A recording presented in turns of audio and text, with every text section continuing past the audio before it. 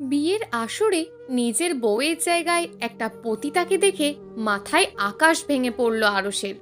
Impossible! এই মেয়ে একটা পতিতা, আমি কিছুতেই একে বিয়ে করতে পারবো না বলেই গলা থেকে ফুলের মালা খুলে ফেলে দিল আরস। আরসের মুখে পতিতা কথাটা শুনে চমকে গেল বিয়ে বাড়ির সবাই, সেই সাথে বিয়ের কোণে মৌ। কিছুক্ষণ বাদেই যার সাথে তার জীবন বেঁধে দেওয়া হবে সে তাকে পতিতা বলে ডাকছে। আরসের রিয়াকশন ছিল খুবই ভয়ঙ্কর। মৌয়ের মা বাবা অবাক হয়ে যায়, তাদের হবু জামাই তাদের মেয়েকে পতিতা বলে ডাকছে। আরসের মা বাবা আরসকে থামানোর জন্য বিভিন্নভাবে চোখ রাঙানি দিচ্ছে। ছেলের হাত চেপে ধরে সাইডে নিয়ে গিয়ে আরসের বাবা বলেন, আমাদের মান সম্মান কি সব শেষ করে দিবি তুই? তোমার বিয়ে করার ইচ্ছে ছিল না সেটা আগে বললেই পারতে। এইভাবে পাবলিক প্লেসে একটা মেয়ের মান সম্মান নিয়ে টানাটানি করছো কেন? এই অধিকার তোমার নেই আরস। আরস নিজের হাত এক ঝটকায় ছাড়িয়ে নিয়ে বলে, বাবা, আমার তো বিয়ে করতে আপত্তি ছিল না, তাই বলে জেনে শুনে আমি একটা পতিতাকে বিয়ে করব? ভাবলে কিভাবে এটা? এই মেয়ে একটা পতিতা বাবা, আমি নিজে দেখেছি এই মেয়েকে এসব কাজ করতে। তুমি কিভাবে দেখলে? তার মানে তুমিও? না বাবা, তুমি যেটা ভাবছো সেটা ঠিক না, আমি অন্যভাবে চিনি। বিয়ে বাড়িতে কানাঘোষা শুরু হয়ে গিয়েছে। মেয়ে তাহলে এইগুলো করে? মেয়েটাকে তো দেখে বেশ ভদ্রই মনে হয়, তলে তলে এইগুলো করে বেড়ায়। আরস আর আরসের বাবার কাছে মৌয়ের ফ্যামিলির সবাই চারিদিকে ঘিরে ধরে আরসের কাছে অনুনয় বিনয় করে বলে, জামাই বাবা, এগুলো কি বলছো? আমাদের মেয়ে এমন নয়, তোমার কোথাও ভুল হচ্ছে। আরও সমস্ত বরযাত্রী কনে যাত্রীর সামনে চিল্লিয়ে চিল্লিয়ে বলতে থাকে, আপনারা কতটুকু জানেন আপনাদের মেয়ের সম্পর্কে? আপনাদের মেয়ে একটা চরিত্রহীন পতিতার ব্যবসা করে ছেলেদের সাথে রাত্রি যাপন করে বেড়ায়, আমি নিজে তার সাক্ষী। আরুষকে তার বাবা একটা চড় মেরে বলে, এনাফ হয়েছে, আর নয়, সব কিছুর লিমিট আছে। কোথায় কাকে দেখেছো না দেখেছো তার জন্য মৌকে দোষ দিচ্ছ? আমি যা সত্যি তাই বলছি। এই যে মিস মৌ, ভুলে গিয়েছেন আমাকে আপনি, তাই না? 7 দিন আগে আমার বন্ধুদের সাথে কন্ট্রাক্টে গিয়েছিলেন, আর আমি নিজে আপনাকে বোঝালাম এসব রাস্তা থেকে সরে আসতে। কি মনে নেই আপনার? মৌ আরসের কলার চেপে ধরে বলে, এনাফ ইজ এনাফ মিস্টার আরস। আপনি যদি আমাকে পছন্দ নাই হবে তাহলে বিয়ে করতেন না। কেন আমাকে সমাজের চোখে ছোট করছেন? আমার চরিত্রে কেন দাগ লাগাচ্ছেন? কি করেছি আমি আপনার? আরস বিরক্তি নিয়ে বলে, একদম নাটক করবে না। কি করেছেন মানে? সব ভুলে গিয়েছেন? এই যে আপনি 7 দিন আগে আমার বন্ধুর ফ্ল্যাটে গিয়েছিলেন এক রাতের জন্য, আমাকে আমার বন্ধু মিথ্যা বলে তার বাসায় নিয়ে গেছিল ওই খারাপ কাজগুলো করতে।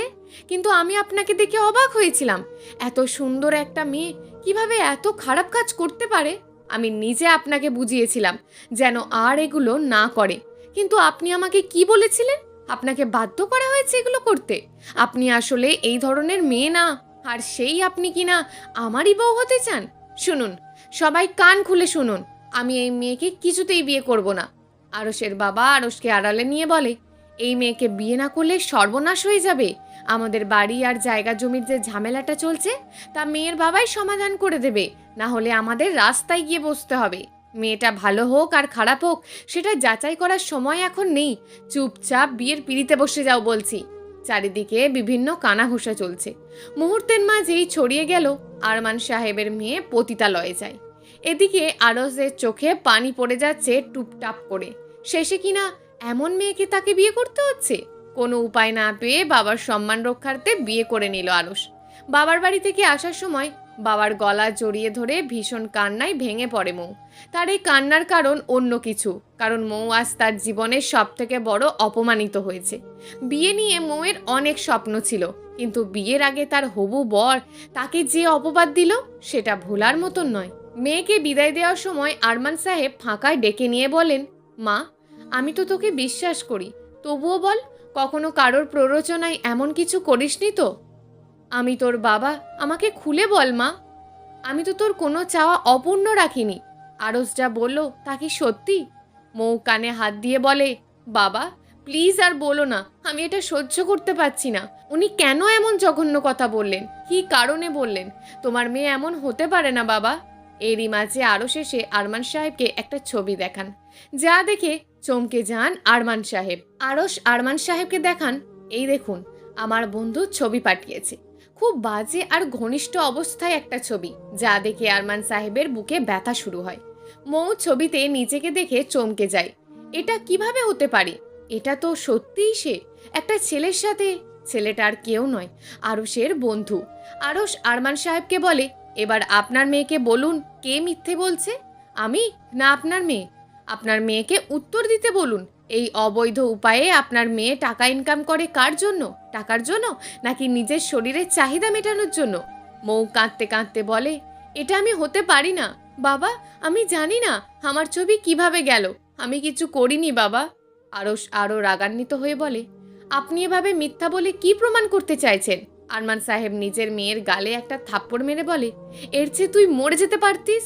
তুই মরে গেলে আমি আরও খুশি হতাম। আমি তোর মতন মেয়েকে জন্ম দিয়েছি ভাবতেও ঘৃণা লাগছে আমার। ছি, আর কোনোদিন আমাকে বাবা বলে ডাকবি না তুই। বলেই বুকের ব্যথায় মাটিতে বসে পড়লেন আরমান সাহেব। আরশ আরমান সাহেবকে ধরে বলেন, এতে আপনার তো কোনো দোষ নেই, যা করার আপনার মেয়ে করেছে। আরমান সাহেব আরশের হাত ধরে বলে, বাবা, আমি হাত জোর করছি তোমার কাছে। আমার মান সম্মান এমনিতেও আর কিছু নেই। তুমি আমার মেয়েকে নিয়ে যাও। আমি কথা দিচ্ছি ও আর কখনো এমন করবে না। নিশ্চয়ই খারাপ বন্ধুদের পাল্লায় পড়ে এমন করেছে। আরশ বলে, আমি চাইলেই এই ছবি সবাইকে দেখাতে পারতাম, কিন্তু আমি চাইনি আপনার সম্মানটা নষ্ট হোক। আমি আপনার মেয়েকে বিয়ে করেছি এটা ঠিক, কিন্তু আমি কখনোই একে মেনে নিতে পারবো না। মৌ অবাক হয়ে গেল, ছবিটা সত্যি ছিল, কোনো এডিট ছবি ছিল না। হুবহু মৌয়ের মতন আর একটা মানুষ কিভাবে হতে পারে? কে ছিল ওই মেয়েটা? নাকি আরশ বিয়ে করবে না বলে কোনো অজুহাত খুঁজছিল? আমাকে ফাঁসাবে বলে আরশ এই ছবি নিজে বানিয়ে আনেনি তো? সবটাই ধোঁয়াশা মৌয়ের কাছে। আরশের পাশে বসে আছে মৌ, কারোর মুখে কোনো কথা নেই। আরশ গম্ভীর মুখে বসে আছে। তার বন্ধুরা এসে তার বউকে দেখলে কি ভাববে? শেষে কিনা এমন একটা মেয়েকে বিয়ে করতে হলো তাকে। আরশ মৌয়ের দিকে তাকিয়ে বলে দিল, শুনুন, আমার এমনিতেও ইচ্ছে ছিল না আপনাকে বিয়ে করার। আমার প্রেমিকা আছে রুহি, আমি রুহিকে ভালোবাসি। বাবা বলে ওর ফ্যামিলির কালচার ভালো না, তাই জোরপূর্বক আপনার সাথে বিয়ে দিয়েছে। তাও আমি সবটা মেনে নিতাম যদি আপনি কোনো ভালো মেয়ে হতেন। আমি রুহির সাথেই থাকবো, আপনার সাথে না, ওকে? আমার জীবনে আপনার কোনো অধিকার নেই। মৌ কোনো প্রতিবাদ না করে কেঁদেই যাচ্ছে, আর ওই ছবির কথা ভেবেই যাচ্ছে। আরশদের বাড়িতে মৌকে নেওয়া হলে আরশের বন্ধুরা বউ দেখতে এসে অবাক হয়ে যায়। আরশকে বলে, কিরে ভাই, ভালোই বিয়ে করেছিস, বউও পাবি, মাঝে মাঝে আমরাও ফ্রিতে পাবো, তোরও টাকা ইনকাম হবে। শেষে কিনা এই মেয়ে বিয়ে করলি? সেদিন তো কত জ্ঞান দিয়ে দিলি আমাদের, আর আজ নিজেই এই পতিতা মেয়ে বিয়ে করে আনলি। আরশ রাগে রুম থেকে বেরিয়ে গেল।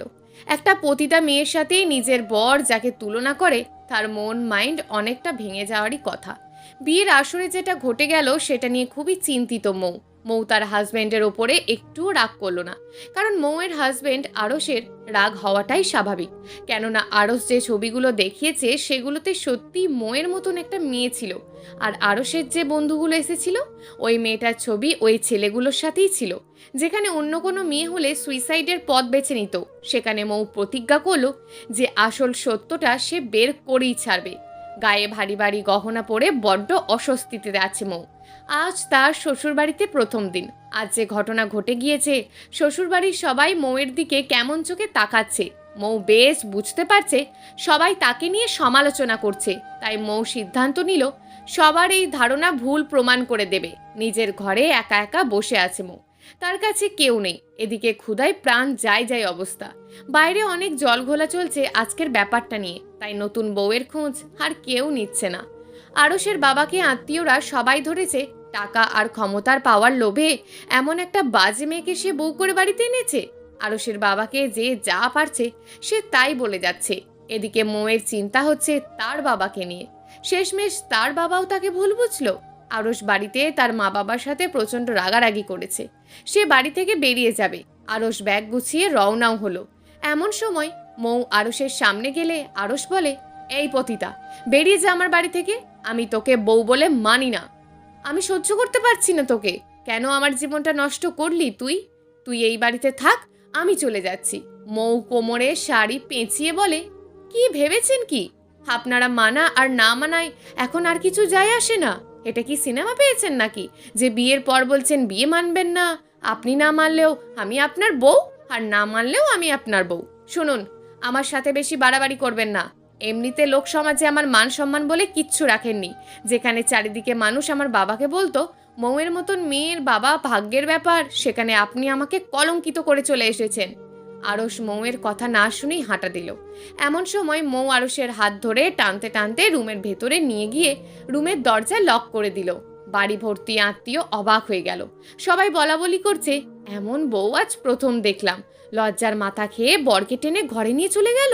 মৌ কারোর কথা পাত্তা না দিয়ে ঘরের দরজা লাগিয়ে বলে, আজ আমাদের ফুলশয্যা, আর আপনার ফুলশয্যা আমার সাথেই হবে। আর হ্যাঁ, ন্যাকামি করে এটা বলার প্রয়োজন নেই যে আপনি সোফাতে ঘুমাবেন বা ফ্লোরে। আমার সাথে এই খাটেই ঘুমাবেন। কোনো সিনেমাটিক ডায়লগ দেবেন না। মিস্টার আরস, আই লাভ ইউ। না মানে আগে ভালোবাসতাম না, বাট এখন থেকে বাসি, আর ভীষণ ভালোবাসার চেষ্টা করব, কারণ আপনি আমার স্বামী। তাই আমি আপনাকেই ভালোবাসা উচিত, আর আপনারও আমাকেই ভালোবাসা উচিত। আন্ডারস্ট্যান্ড? আপনি ভাববেন না আমাকে ছেড়ে যেতে চাইলে আমিও যেতে দেব। আরস অবাক হয়ে গেল। কোথায় ভেবেছিল সে তার বউকে ধমকে রাখবে, উল্টে তার বউ তাকে ধমকে দিল। আরস ভেবেছিল মেয়েটা ভয়ে চুপসে যাবে, কিন্তু হলো পুরোটাই উল্টো। আরসকে অবাক হয়ে তাকিয়ে থাকতে দেখে মৌ বলে, লিসেন, কি ভাবছেন আমি কেমন টাইপের মেয়ে, তাই তো? যেটা ভাবছেন ওটাই ঠিক, আমি ওই টাইপেরই মেয়ে। শুনুন, আপনি আমাকে ভুল বুঝেছেন, সেটা স্বাভাবিক ব্যাপার। আমি খুব পজিটিভ মাইন্ডের মেয়ে, এতে আপনাকে কোনো রূপ দোষ ত্রুটি কিচ্ছু দেব না। আমি আপনার জায়গায় আমি থাকলেও এমনভাবেই রিয়্যাক্ট করতাম, কারণ আমি জেনে শুনে চাইতাম না যে আমার হবু বর পতিতালয়ে যায় আর তাকে আমি বিয়ে করি। আপনার যোগ্য স্ত্রী হয়ে আমি দেখাবো যে আমার সম্পর্কে আপনার ধারণা রয়েছে সেটা ভুল। আরস ভাবতেই পারেনি এমন চমৎকার একটা মেয়ের সাথে তার বিয়ে হবে। মেয়েটির কথাই যেমন পটু, কোনো রক্তে মাংসে গড়া ছেলে তার প্রেমে না পড়ে থাকতেই পারবে না। আরস জীবনে এমন একটা সুন্দর মেয়ে কখনো দেখেনি। একটা মেয়ে কতটা পজিটিভ মাইন্ডের হতে পারে সেটা মৌকে না দেখলে বুঝতোই না। আরসের মুখে কোনো কথাই ছিল না মৌকে বলার মতন। তাছাড়া আরস তো জীবনে এমন মেয়েই চেয়েছিল যে তার প্রেমের জালে জড়িয়ে রাখবে, তার কথা সারাক্ষণ শুনতে ইচ্ছে হবে। আরস ভুরু কুঁচকে মৌয়ের দিকে তাকিয়ে বলে, আপনি কি আমাকে খুন করবেন নাকি? মৌ হেসে বলল, এসব খুনটুন করে বিধবা হতে চাই না আমি। আরসের সামনেই মৌ তার শাড়ি খুলতে শুরু করলো। এক্সকিউজ মি, আপনি কি করছেন এগুলো? শাড়ি খুলছি, এত ভারী ভারী শাড়ি আর গহনা জাস্ট নেওয়া যাচ্ছে না। তাই বলে আমার সামনেই? তাহলে কি রাস্তার ছেলেদের সামনে খুলবো? আমি শাড়ি খুলবো সেটা আপনার সামনেই। আরস নিজের চোখ বন্ধ করে ফেলে। মৌ হালকা হাসতে হাসতে বলে, মিস্টার ভদ্রলোক, আমি আগেই আপনার ব্যাপারে সব জেনে নিয়েছি। আপনার সামনে কিছু পড়া না থাকলেও যে খারাপ নজর দেবেন না সেটা আমি জানি। শুধু একটু দুষ্টুমি করার জন্যই এটা করা। আরস বেচারা একদমই মুখে কোনো কথা বলা বলি নেই। সে যে মৌকে কিছু বলবে তেমন কোনো কিছু রাস্তা মৌ খোলাই রাখেনি। আরস চোখ খুলেই অবাক। ঘরের মাঝে তার নতুন বউ সাদা ধবধবে টি শার্ট আর পেটিকোট পরে দাঁড়িয়ে আছে। মৌ নিজের চুলে হাত খোঁপা করতে গিয়ে বলে, কি দেখছেন? দেখুন, আমি রাতে টি শার্ট ছাড়া ঘুমাতে পারি না। এটা নিশ্চয়ই আপনার টি শার্ট। আপনাকে জিজ্ঞেস না করেই পরে নিলাম। কাল আমাকে কয়েকটা টি শার্ট আর স্কার্ট কিনে দেবেন। আর আপনি কি এসব শেরওয়ানি পরে ঘুমাবেন নাকি? যান, গিয়ে ফ্রেশ হয়ে আসুন। আরস ড্রয়ার থেকে একটা 3 কোয়ার্টার আর গেঞ্জি নিয়ে ওয়াশরুমে প্রবেশ করলো। সাওয়ার ছেড়ে আরস ভেবেই যাচ্ছে, কি মায়াবী এই মেয়েটা, যে মেয়েটাকে সহ্যই করতে পারছিল না, আর সেই মেয়েটা তার কথার জাদুতে আরসের মন বদলে দিয়েছে। যে মেয়েটা এত মিষ্টি করে কথা বলে, সেই মেয়েটা এত বাজে প্রফেশনে কিভাবে যেতে পারে? এই মেয়েটাকে তো যে কেউ ভালোবাসতে পারতো। তাহলে মেয়েটা কেন এমন কাজ করলো? মেয়েটার কথাগুলো এমন স্পষ্ট আর ক্লিয়ার, তাতে মনেই হয় না যে মেয়েটা অমন প্রফেশনাল। এমন সময় কেউ একজন ঘরের দরজা কড়া নাড়ল। মৌ গায়ে ওড়না পেঁচিয়ে দরজা খুলতেই আরসের বন্ধুরা এসে হাজির। আরসের বন্ধুরা মৌকে এমন পোশাকে দেখেই অবাক। শেষ বাজিয়ে বলে, কি পতিতা বিয়ে করার কি প্রয়োজন ছিল? তোমাদের কি আবার সংসার করা লাগে নাকি? এমনিতেই তো সব পাও তোমরা। কারোর বউ হওয়ার যোগ্যতা আছে নাকি তোমার? আরসের মতন ভালো ছেলের কপালে এই জুটলো, আজ আবার হবে নাকি? মৌ ঠাস করে আরসের বন্ধুর গালে একটা থাপ্পড় মেরে দিল। আরসের বন্ধুর গালে ঠাস করে চড় মেরে দেওয়ার সাথে সাথে চমকে যায় আরসের বন্ধু। আরসের বন্ধু উল্টে মৌয়ের গালে চড় মারতে গেলে মৌ হাত ধরে ফেলে। আরস ওয়াশরুম থেকে বেরিয়ে দেখে মৌ ওর বন্ধুর হাত ধরে রেখেছে।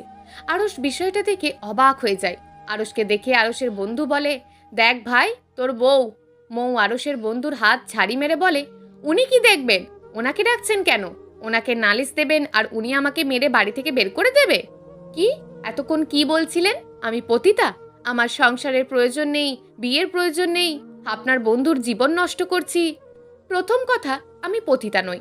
আর দ্বিতীয় কথা, যদি ধরেই নি আমি পতিতা, তাহলে আপনি কি? আপনি কি দুধে ধোয়া? একটা মেয়ে পতিতা হয় কিভাবে যদি আপনার মতন ভদ্রলোকেরা তাদের কাছে না যায়? একটা পতিতা অবশ্যই তার পেশা ছেড়ে দিত যদি আপনার মতন ভদ্রলোকরা তাদের কাছে না যেত। একটা মেয়ে টাকার জন্য একটা ছেলের সাথে সময় কাটালে তাকে পতিতা বলে, আর একটা ছেলে টাকা দিয়ে সময় কাটালে তাকে কি বলে? উত্তর দিন, তাকে কি বলে? একটা মেয়ে পতিতা হলে সেই মেয়েটির সাথে রাত কাটানো ছেলেগুলোকেও পতিতা বলে। আমার যদি বিয়ে করার রাইট না থাকে, আপনাদের কিভাবে রাইট আছে? আমার যদি সংসার করার সাজে, তাহলে আপনাদের কিভাবে রাইট থাকে? লজ্জা করে না আপনার? একটা মেয়ের সাথে রাত্রি যাপন করে এসে সেই মেয়েকে পতিতা বলে উপদেশ দিচ্ছেন? আরশের বন্ধু বলে, তাই বলে আমার গায়ে হাত তুলবে তুমি? মাত্র একটা চরের প্রাপ্য নয় আপনি। উচিত শহরের সব মানুষ জড়ো করে তাদের সামনে আপনাকে আসল পরিচয় দেওয়া উচিত যে এরাই তারা যারা রাতের আঁধারে পতিতালয়ে যায় আর দিনের আলোতে মানুষকে জ্ঞান দিয়ে বেড়ায়। আরশ অবাক হয়ে যায়। সে ভাবতেই পারেনি মেয়েটি এতটা প্রতিবাদী আর এতটা সুন্দরভাবে গুছিয়ে কথা বলতে পারে। আরশ তার বন্ধুকে বলে, কি সমস্যা ভাই, কি হয়েছে? মৌ বলে, উনি কি বলবেন? আমি বলছি কি হয়েছে। উনি আমাকে ওনার সাথে থাকার প্রস্তাব দিয়েছে, যার জন্য ওনাকে থাপ্পড় মেরেছি, যার জন্য উল্টে উনিও আমাকে মারতে চেয়েছিলেন। কি মিস্টার আরশ, এসব আপনার বন্ধু? এই সমাজে আপনার চলাফেরা? বারে সভ্য সমাজ, বাহ! নিজের স্ত্রীকে অপমান করছে আর বর আঙুল গালে দিয়ে চুষছে। আরশ ওর বন্ধু গালে আর একটা থাপ্পড় মেলে বলে, এখান থেকে বের হ। আমি ভাবতেও পারিনি তোরা এমন প্রস্তাব দিতে পারবি। অন্তত আমার মান সম্মান রাখা উচিত ছিল তোদের। যা, বেরিয়ে যা আমার বাসা থেকে। আরশের বন্ধুরা বেরিয়ে গেলে আরশ মৌয়ের দিকে তাকিয়ে বলে, মানে মিস মৌ, সরি, রিয়েলি সরি। আচ্ছা, কিসের জন্য সরি? আপনার বিয়ের আসরে করা রিয়্যাক্ট নাকি আপনার বন্ধুর করা ব্যবহার? দুটোই। আরশ যেন মৌয়ের কথায় ঝুলিয়ে নিজেকে নতজানু হয়ে গেল। মৌকে উপেক্ষা করার শক্তি হারিয়ে ফেলল। মেয়েটি কথা দিয়েই আরশকে দুর্বল করে ফেলল। মৌ আরশকে বলে, মিস্টার আরশ, জানেন আমার সমাজে আমার খুব সম্মান ছিল। সবাই বাবাকে বলতো আপনার মেয়ে একটা মা লক্ষ্মী। এমন মেয়ে থাকলে আর কিছু লাগে না। জানেন আজ আমার সমাজ আমাকে চরিত্রহীনা বলে জানে। তারা জানে আমি একটা মুখোশধারী, আমি পতিতা।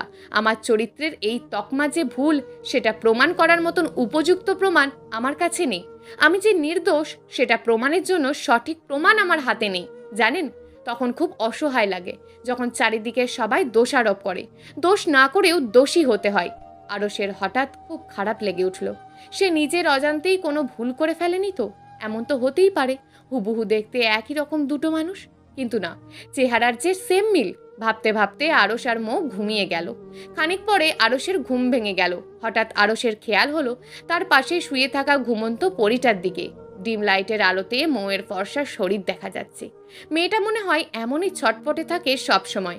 ঘুমানোর স্টাইল দেখেই বোঝা যাচ্ছে। ওড়না বেড থেকে নিচে পড়ে আছে। আরোহের মনে সন্দেহ হলো একটা পেশাধারী পতিতা কখনো এখন হতে পারে না। তাদের শরীরে বিভিন্ন চিহ্ন ফুটে থাকে। মৌয়ের শরীর একদমই নিখুঁত। কেন যেন আরশের মনে হচ্ছিল মেয়েটা যেন পতিতা না হয়, মেয়েটা যেন পবিত্র একটা মেয়ে হয়। হঠাৎ আরশের খেয়াল হলো মৌয়ের গলায়। মৌয়ের গলা একদম সাদা, কিচ্ছু নেই।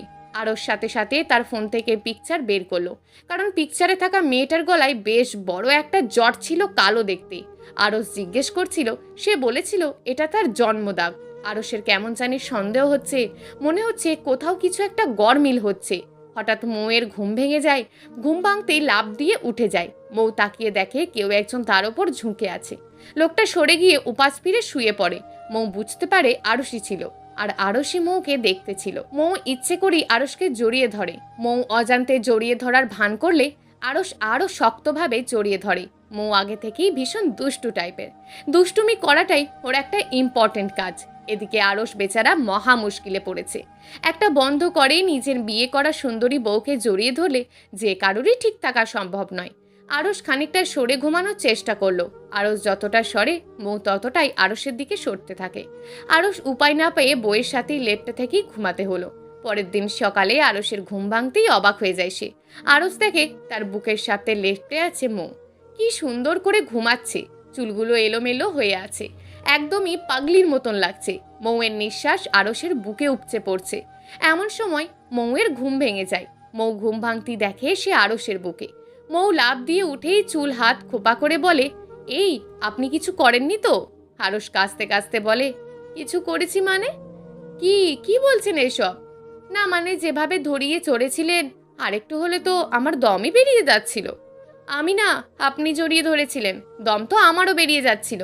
আমি তো ঘুমের মাঝে অজান্তে ধরেছিলাম, আর আপনি যে ইচ্ছে করে জড়িয়ে ধরেছিলেন।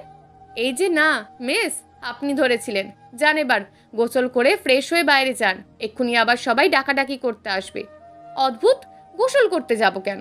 আপনি ঘুমের মাঝে কিছু করেননি তো? সত্যি করে বলুন বলছি। এই ছিল আপনার মনে? জি না, আমি ওই টাইপের ছেলে না, আমি কিছুই করিনি।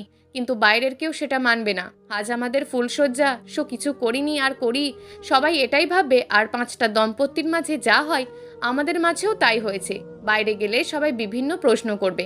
তার থেকে বেটার আপনি গোসল করে ফ্রেশ হয়ে একটা শাড়ি পরে বাইরে যান, তাহলেই সবাই ব্যাপারটা নর্মালি নেবে।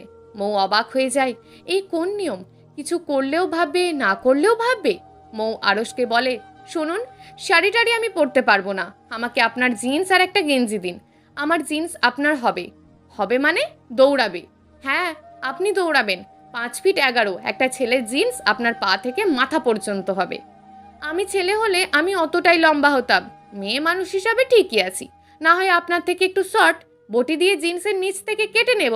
আপনি জিন্স কাটবেন, তার থেকে আপনি আমার একটা হাফ প্যান্ট পরুন, এটাই বেটার হবে। কি, আমি হাফ প্যান্ট পরবো? তাও আবার আপনার? মানুষ কি বলবে আমায়? এই যে নতুন বউ জিন্স পরলে মানুষ কি ভাববে? আপনাকে শাড়ি পরতে হবে, আমি শাড়ি পরতে পারি না। অবশেষে কি বউয়ের শাড়ি পরানোর দায়িত্ব নিতে হবে? বলেই মাথায় হাত দিয়ে দাঁড়ালো আরস, আর মৌ গিয়ে শাওয়ার ছাড়লো। মৌ ওয়াশরুম থেকে টাওয়ালটা দিয়ে মাথা মুছতে মুছতে বের হলো। মৌয়ের চোখে মুখে মহা বিরক্তি। কিভাবে এখন সে শাড়ি পরবে? একটা মেয়ে হলে শাড়ি পরতে পারে না, এটা মানুষকে বললেও হাসাহাসি করবে। তাছাড়া এমনিতেও তাকে নিয়ে সমালোচনার শেষ নেই এখন। মৌও ভেবেই নিয়েছে, তাকে কেউ কিছু বললে সে সঠিক উত্তর দিয়েই দেবে। মৌ বাইরে বেরিয়ে দেখে আরশও টাওয়াল পেঁচিয়ে দাঁড়িয়ে আছে। আরশ গোসলের আগে টাওয়াল পরেই গোসল করে, এটা তার রোজকার অভ্যাস। এখন ঘরে বউ আসাতে খানিকটা অস্বস্তিতে পড়তে হয়েছে আরশকে।